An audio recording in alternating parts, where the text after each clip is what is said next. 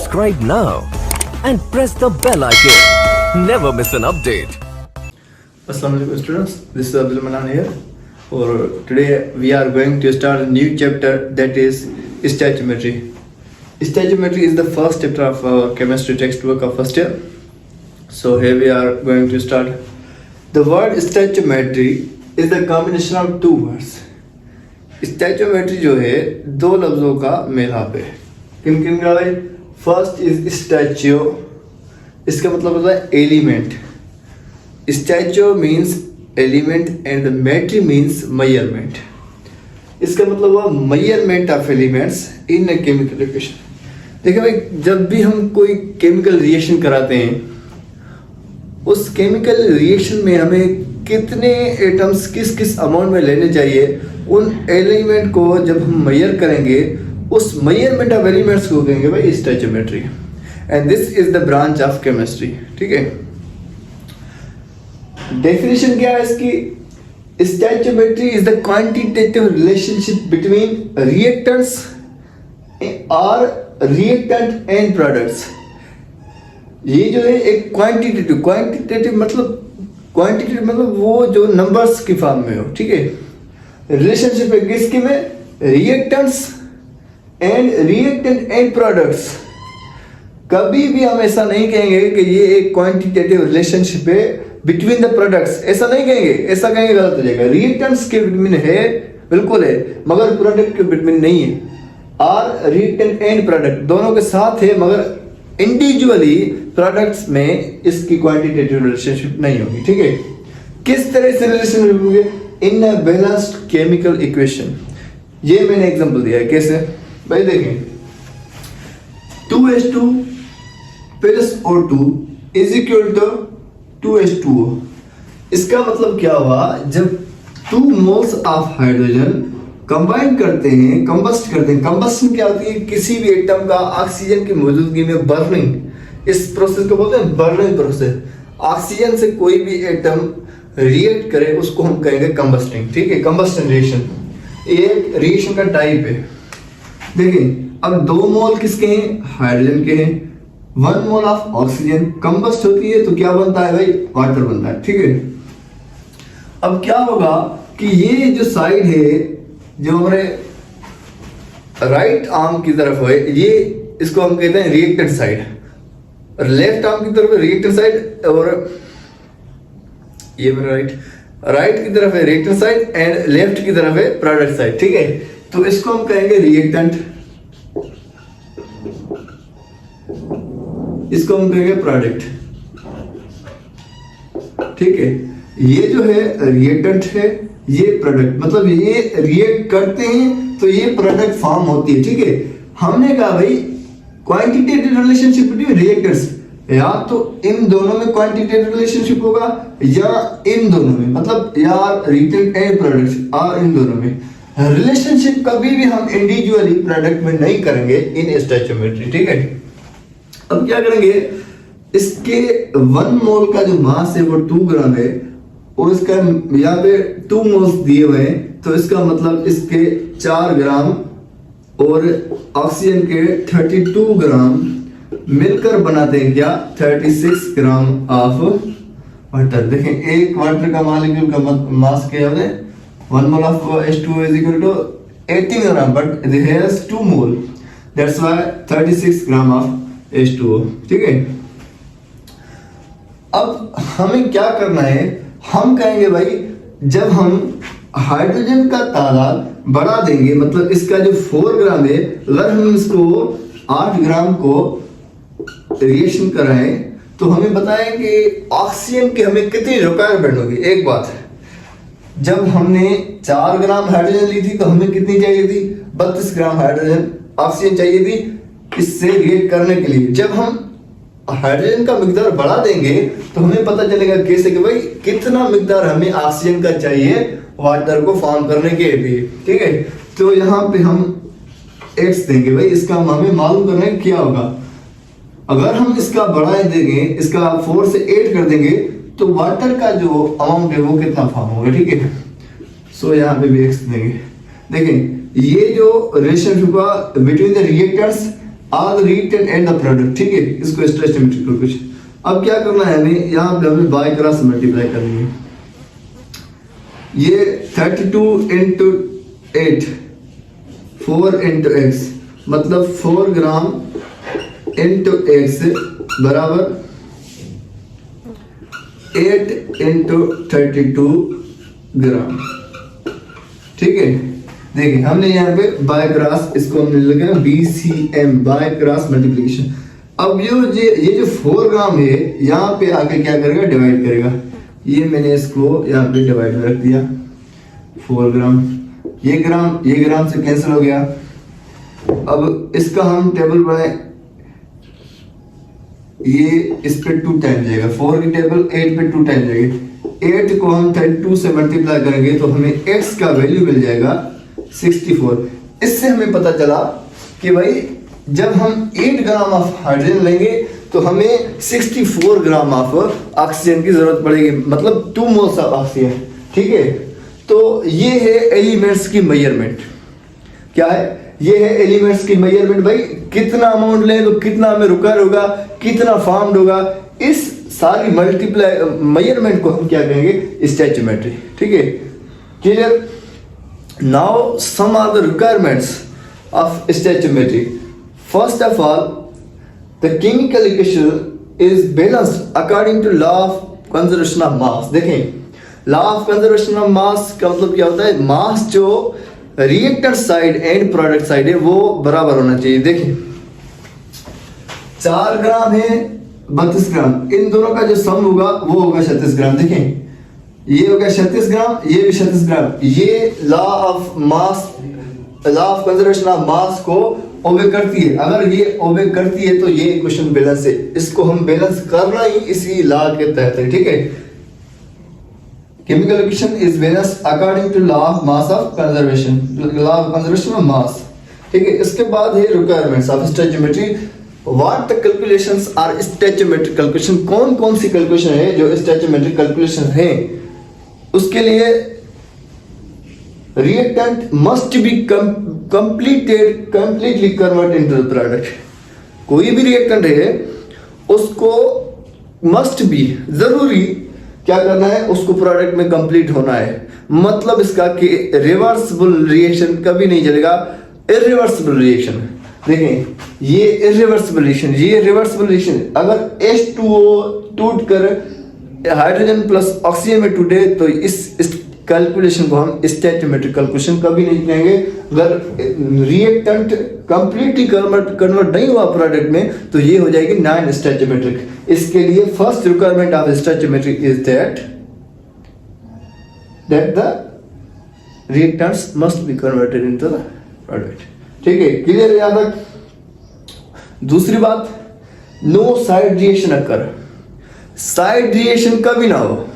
देखा भाई कैसे साइड रिएक्शन, भाई मैंने कार्बन को रिएक्ट करा ऑक्सीजन से, मुझे बनाना क्या था CO2, पर क्या हुआ कि रास्ते में इनसफिशिएंट ऑक्सीजन मिलने की वजह से यहां से कार्बन मोनोऑक्साइड बन गई। ये हो गया साइड रिएक्शन। अगर साइड रिएक्शन हुआ तो ये स्टोइकियोमेट्रिक कैलकुलेशन नहीं रहेगी और ये हो जाएगी नॉन स्टोइकियोमेट्रिक कैलकुलेशन। इसलिए स्टोइकियोमेट्रिक कैलकुलेशन के लिए must be no side reaction रखा, किसी भी साइड रिएक्शन की गुंजाइश नहीं होगी स्टोइकियोमेट्रिक कैलकुलेशन में, ठीक है। उसके बाद 3 रिलेशनशिप्स हैं। There are 3 relationships of stoichiometry. कैसे भाई, रिएक्टेंट की साइड पे हमें किसी इक्वेशन में उसका मास दिया जाएगा, हमें प्रोडक्ट साइड और किसी दूसरे रिएक्टेंट का मास ही फाइंड करना होगा। First relation mass to mass. Second mass to volume. Reactant side हमें मास दिया जाएगा, हमें उसका वॉल्यूम मालूम करना है, ठीक है। उसके बाद है वॉल्यूम टू वॉल्यूम, मतलब रिएक्टेंट की साइड हमें वॉल्यूम दिया जाएगा, उसके बाद में हमें वॉल्यूम को फाइंड करना है, ठीक है।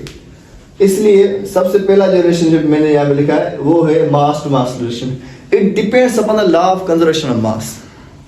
This is MCQ। Law of conservation of mass पे ये डिपेंड करता है, मास टू मास। मतलब कि जो केमिकल इक्वेशन है हमने पढ़ा कि भाई बैलेंस होनी चाहिए according to law of conservation of mass.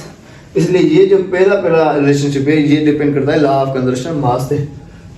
ठीक है भाई, क्वेश्चन दिया हुआ है what amount of CaO calcium oxide and CO2 carbon dioxide are produced, पैदा होंगे किससे, by heating 50 gram of CaCO3 limestone. देखें भाई,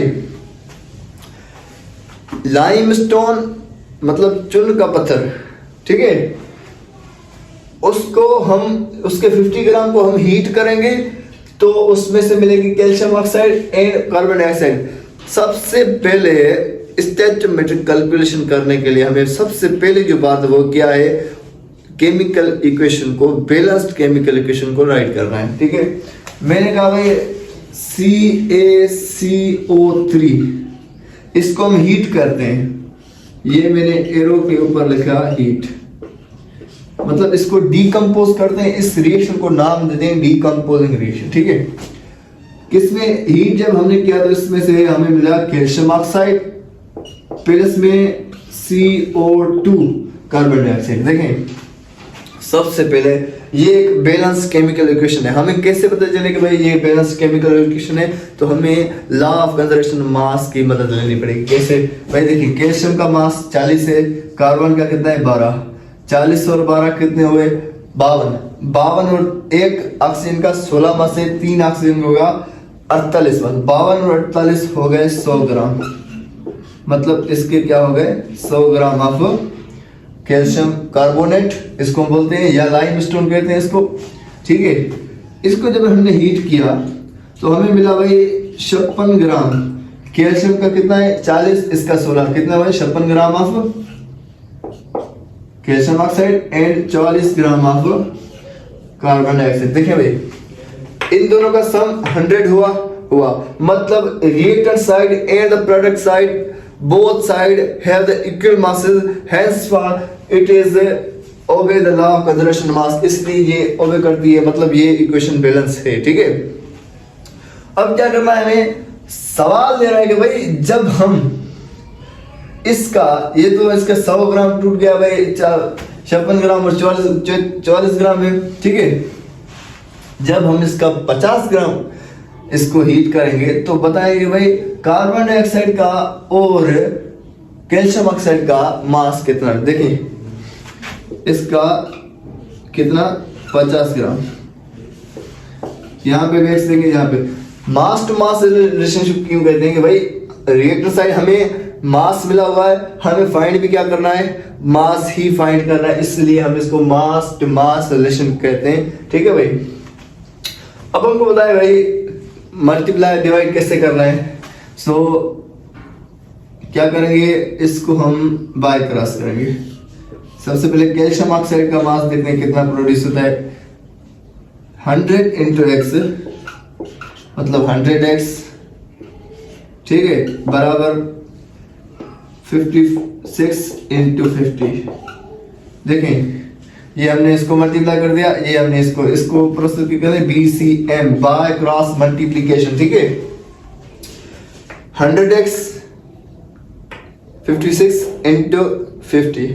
अब यहाँ पे ये जो है मल्टीप्लाई कर रहा है x के साथ, अगर हम इसको इक्वल की उस साइड लेके जाएं तो ये 100 इससे डिवाइड करेगा। ठीक है, ये 0 और ये 0 आपस में हो गए कैंसिल, ये 5 की टेबल 10 पे 2 टाइम जाएगी और ये 2 की टेबल है ये 56 पे जाएगी I think 2 time and 8 time. So x बराबर हो गए 28 ग्राम।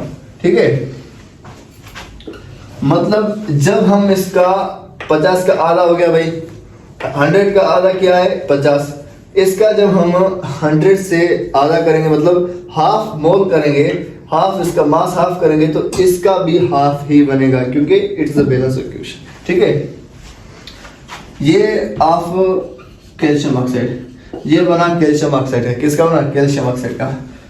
अब हम मालूम करेंगे भाई किसका कार्बन डाइऑक्साइड का। अब इसी को यहाँ पे करता हूँ मैं, 100 को x से और 40 को 50 से, ये सेम हो जाएगा 100x इक्वल्स 44 इंटू 50। देखें मैं अब इसको मिटा देता हूँ, खराब हो रहा है, हम डायरेक्ट कर दिए इसको, ठीक है।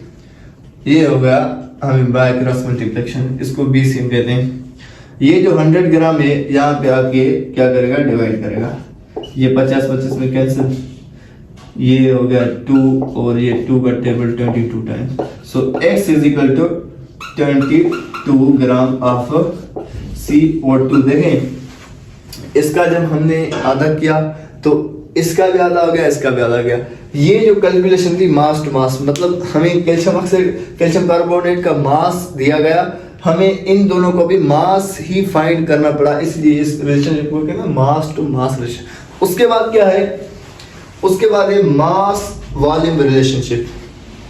Number 2 mass volume. जैसे कि हमने पहले लेक्चर में एवोगैड्रो नंबर जब हमने पढ़ा था, मैंने आपको बताया था भाई एवोगैड्रो ने कहा कि भाई 1 mole of any gas occupy 22.4 dm³। इसको कहते हैं एवोगैड्रो लॉ। ये लॉ दिया था एवोगैड्रो ने, ठीक है। This relationship depends on that law that was given by Avogadro. ये जो रिलेशनशिप है उस लॉ पे डिपेंड करता है कि भाई उस लॉ के स्टेटमेंट क्या, 1 mole of any gas occupy 22.4 dm³। हमने प्रूव किया था कि भाई कैसे आया ये 22.4 dm³। ये लॉ, ये जो मास वॉल्यूम रिलेशनशिप है उस लॉ पे डिपेंड करता है, ठीक है। प्रॉब्लम आया इसका भाई, जैसे कि हमने पता है कि मास दिया हुआ, मास फाइंड किया, मास टू मास। अब इसमें क्या होगा, मास हमको गिवन होगा, वॉल्यूम हमको फाइंड करना पड़ेगा, या वॉल्यूम गिवन होगा, मास हमको फाइंड करना पड़ेगा, ठीक है। So first of all the question is that what volume, he is asking about the volume, what volume of CO2 किसका, कार्बन डाइऑक्साइड का, and H2O vapours and water का आर प्रोड्यूस बाय कंबस्टिंग। मैंने आपको बताया कंबस्टिंग मतलब किसी भी चीज का रिएक्शन ऑक्सीजन से होगा। कंबस्टिंग किसकी, 8 ग्राम ऑफ मीथेन। देखें भाई 8 ग्राम ऑफ मीथेन।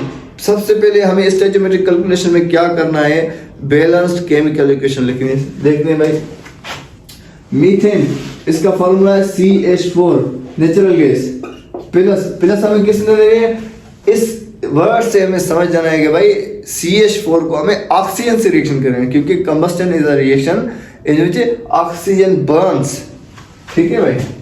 ये भाई हम इसे ऑक्सीजन दिए, ठीक है, मतलब CH4 का हमने ऑक्सीजन से रिएक्ट कराया तो हमें क्या मिला, CO2 प्लस H2O। ये हमने इक्वेशन लिखी। Now we are looking that is the equation is balanced और नॉट।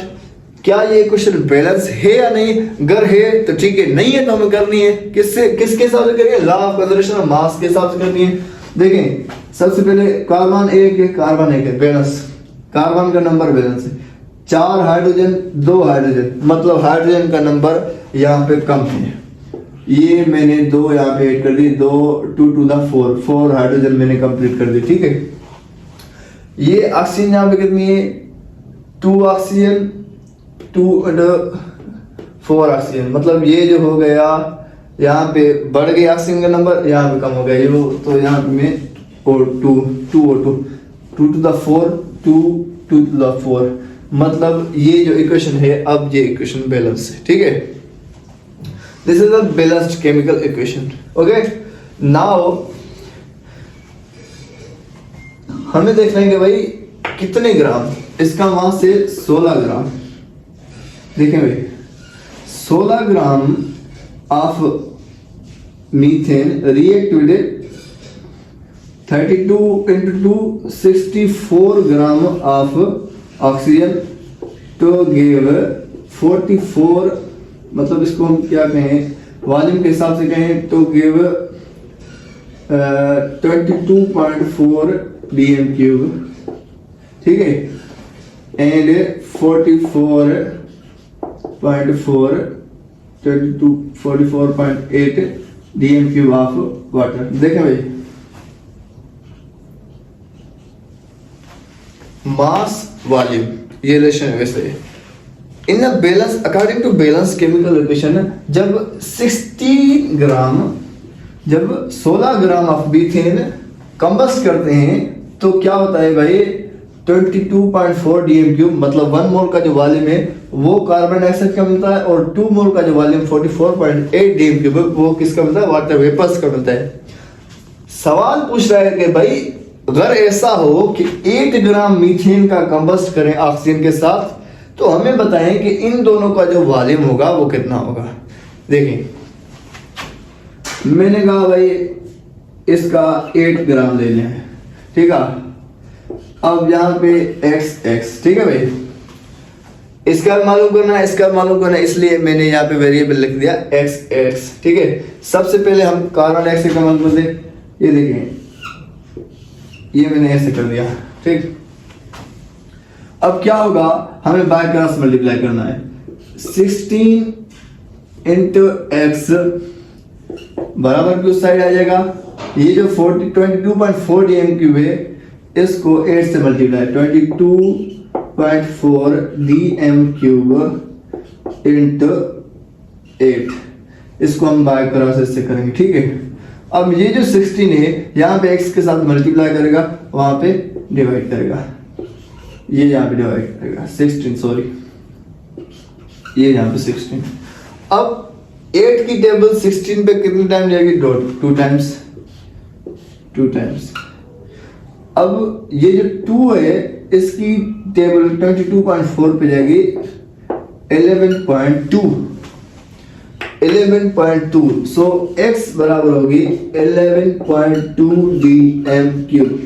मतलब इसका ये हुआ कि भाई 16 ग्राम ऑफ मीथेन था तब 22 जब हम इसका हाफ कर देंगे तो इसका भी हाफ ही होगा। ये एक डायरेक्ट रिलेशन है। अगर आपको एमसीक्यू में करना है, डायरेक्ट करना है, भाई इसका हाफ हो गया तो इसका भी जरूर हाफ होगा, ठीक है भाई। इस तरह से इसका चौथा हुआ, एक चौथा हुई, ये एक डायरेक्ट कैलकुलेशन है। आपको जब प्रैक्टिस करेंगे ना, आपको बस इतना बस पता नहीं है भाई इसका हमने हाफ कर दिया है तो इसका भी हाफ होगा। जैसे हमने इसका 8 कर दिया, इसका होगा नहीं 22.4 dm³। मैंने ऐसे ही बता दिया, मैंने हल नहीं किया। क्यों नहीं किया भाई? मुझे पता है कि भाई इसका जो होगा, इसका हमने हाफ किया है तो इसका भी जरूर हाफ ही होगा। ये आपकी लेवल तब मुमकिन है जब आप प्रैक्टिस करेंगे। The more you practice, the more you learn. Okay. Now we have to find the volume of H2O vapors. ठीक है। अब हम इसको बाय क्रॉस फिर से वही तरीका अपनाएंगे। इस 16 को बाय क्रॉस करेंगे x से 44 को। अब हमें H2O का निकालना है। सेम मेथड में 16x is equal to 44.8 dm³ into 8, ठीक है। अपन में ये जो 16 यहाँ पे मल्टीप्लाई कर रहा है, यहाँ पे आके डिवाइड करेगा 1, ये 2 टाइम्स, ठीक है। इसका जो हाफ हो गया वो हो गया 22.4 dm³। देखें ये बात आपको मस्ट भी, आपको ये तरीका आना चाहिए कि भाई प्रॉब्लम को हल करते किसे। ये मैंने स्टेप बाय स्टेप किया ना। आप जब इस पे प्रैक्टिस करेंगे ना, आप बस प्रॉब्लम को देखेंगे, ऑप्शन को देखेंगे, आप वहीं पे टिक करेंगे भाई इसका ऑप्शन ये है। ये तब मुमकिन है जब आप प्रैक्टिस करेंगे। देखें x बराबर 22.4, इसका मतलब ये हुआ कि भाई जब हम 8 ग्राम ऑफ मीथेन को रीड करेंगे ऑक्सीजन से तो हमें 22.4 dm³ water vapours and 11.2 dm³ of carbon dioxide मिलेगा। देखें ये था हमारा वॉल्यूम रिलेशनशिप। ये किस पे डिपेंड करता है? ये एक एमसीक्यू है, ठीक है। एक एमसीक्यू ये होगा। और मास हमें दिया हुआ था, हमने वॉल्यूम मालूम किया, इसलिए ये मास टू वॉल्यूम रिलेशनशिप है। कब ऐसा होगा कि वॉल्यूम दिया होगा हमें मास मालूम, वो भी वॉल्यूम मास ही रिलेशनशिप होगा, ठीक है। उसके बाद जो लास्ट रिलेशनशिप है that's volume relationship. Okay, volume relationship जिस तरह से हमने पिछले 2 वर्ष में पढ़ा था कि भाई मास मिला हुआ उसको मालूम मास करें तो मास में, इसमें क्या होगा, वॉल्यूम हमें दिया गया होगा, हमको फाइंड भी वॉल्यूम ही करना पड़ेगा, इसलिए हम इसको वॉल्यूम रिलेशनशिप कर। This relationship based on Gay-Lussac's law. What is the statement of Gay-Lussac's law? Gay-Lussac's law की statement क्या है? Gay-Lussac's law states that gases are combining in the combining volume of gas, मतलब इसका जो statement थी इस law की वो ये थी कि भाई जो भी गैस रिएक्ट करती है, कंबाइन होती है, वो whole number ratio of volume में करती है। देखिए मैंने 22.4 डीएम क्यूब लिखा ना, इसको हम कहेंगे भाई ये 2 डीएम क्यूब है या 2 सीएम क्यूब। देखें मैं आपको जरा एक और तरीके से बता रहा हूँ, देखें कैसे। 1 मोल occupies 22.4 डीएम क्यूब। देखें ये होल नंबर नहीं है, ये पॉइंट्स में फ्रैक्शन फॉर्म में। इसको गैल्यूसेक ने क्या कहा कि भाई gases are combining in a whole number of volume. देखें इसको हम 1 डीएम क्यूब कह सकते हैं। जब इसका हम डबल करेंगे 44.8 डीएम क्यूब, तो इसको हम 2 डीएम क्यूब कहेंगे। ठीक है भाई, मतलब ये होल नंबर में होगा। मैं आपको प्रॉब्लम में करूंगा, आपको बिल्कुल क्लियर हो जाएगा कि actually what is the matter of it. Problem ये है कि what volume of CO2 and H2O are produced. CO2 और H2O का वॉल्यूम क्या प्रोड्यूस्ड होगा, कब? By combusting 5 cm³ of methane. Equation यही है, मतलब इसमें मास मिला हुआ था, वॉल्यूम फाइंड करना। इसमें वॉल्यूम मिला हुआ है 5 cm³, हमें वॉल्यूम ही फाइंड करना है। देखिए आपको गैल्यूसेक लॉ की स्टेटमेंट यहाँ पे समझ होगा। देखिए कैसे इक्वेशन बैलेंस कैसे करेंगे। CH4 plus O2 is equal to CO2 plus H2O। Okay देखिए मैंने कहा भाई इसका 1 cm³, इसका जो वॉल्यूम है 1 cm³। मैंने आपको स्टेट 1 cm³, 1 मोल है मतलब 1 cm³। वॉल्यूम इस वक्त cm³ में है, तो हमें मालूम भी cm³ में ही करना है। कह रहा है कि भाई 1 cm³ react with 1 cm³ of O2, 1 cm³ of methane react with 1 cm³ of O2 तो फॉर्म। देखें इक्वेशन बैलेंस नहीं है, तो हमें बैलेंस करने के लिए ये 2 cm³ to form 1 cm³, 2 cm³। देखिए 1 cm³ ऑफ मीथेन किससे? ऑक्सीजन से कंबस्ट होता है। 2 cm³ ऑक्सीजन से कंबस्ट होता है, क्या फॉर्म करता है? 1 cm³ of CO2 and 2 cm³ of H2O। ठीक है, अब इसको मैं ये बिठा देता हूँ, इसको मैं यहाँ पे लिखता हूँ ताकि क्लियर नजर आया आपको। देखें ये equation I want to rewrite it. CH4 plus 2O2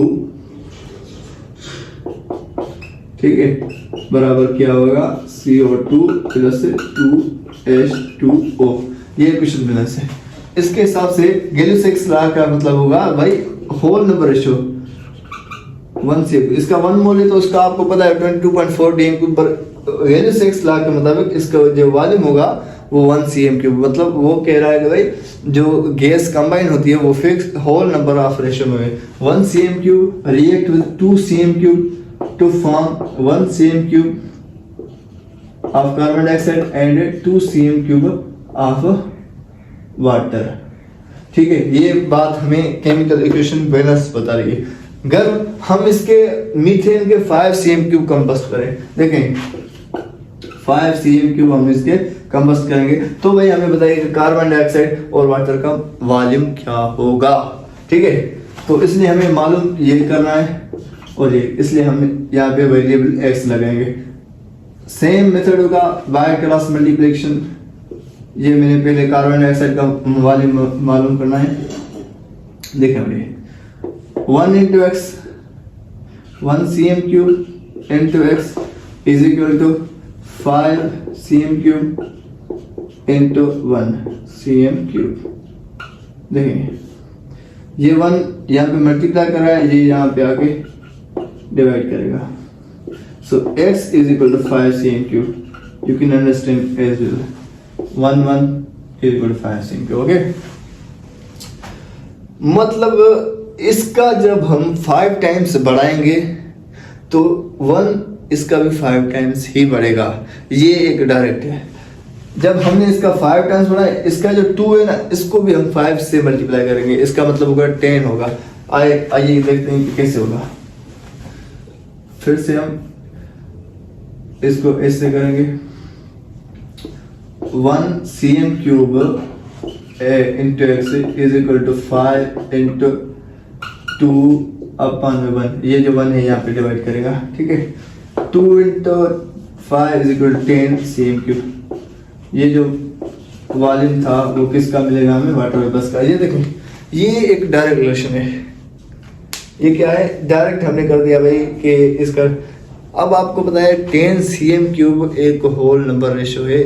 यही स्टेटमेंट है गैली-सेक्स लॉ के, और ये एक एमसीक्यू है। The volume relationship depends on Gay Lussac's law. This is a point to be remember, okay. So now I think it's complete now. So for the next lecture wait for us, okay. तब तक के लिए मुझे इजाजत दीजिए। Thank you, अल्लाह हाफिज़।